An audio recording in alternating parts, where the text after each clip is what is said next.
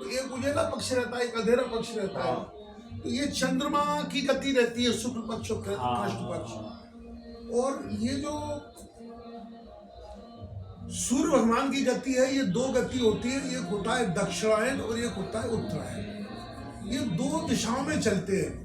6 महीने चलते हैं दक्षिणायन में और 6 महीने चलते हैं उत्तरायण।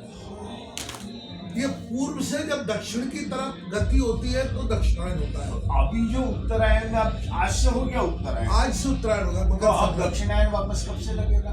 अभी 6 महीने बाद लगेगा। 6 महीने अभी चल रहा है ये अपना जनवरी है ये। हाँ, जनवरी और 6 महीने अगस्त में लगेगा। हाँ, जुलाई अगस्त में। हाँ, तो इसका ऐसा विधान है कि कहते हैं कि जब दक्षिणायन में सूर्य होता है और दक्षिणायन में अगर मृत्यु होती है किसी की, तो फिर उसकी मुक्ति नहीं होती है, उसे फिर जन्म लेना पड़ता है। और तो कुछ जुलाई अगस्त में आएगा। जुलाई अगस्त में आएगा। हाँ। और अगर उत्तरायण में मृत्यु होती है तो ये उत्तरायण बहुत शुभ माना जाता है।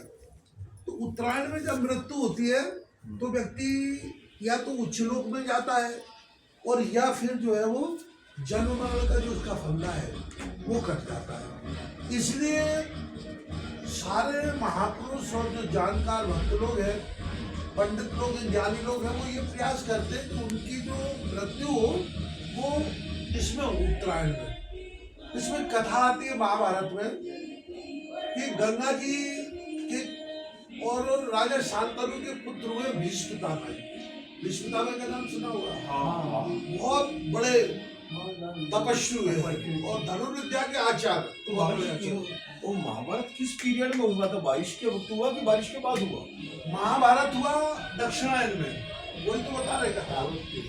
तो मर गए उसमें दक्षिणायन। तो दक्षिणायन में महाभारत हुआ तो सबको तो ज्ञान नहीं था कि दक्षिणायन में मृत्यु होगी तो गति अच्छी नहीं होगी। पर भीष्मपितामह चूंकि ज्ञानी थे और गंगा जी के पुत्र थे, ये गंगा जी जिसमें पर स्नान करते इनके पुत्र थे वो।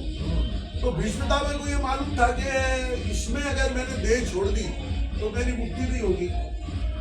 भीष्मपितामह महाभारत के युद्ध में 10 दिन तक कौरवों के सेनापति रहे।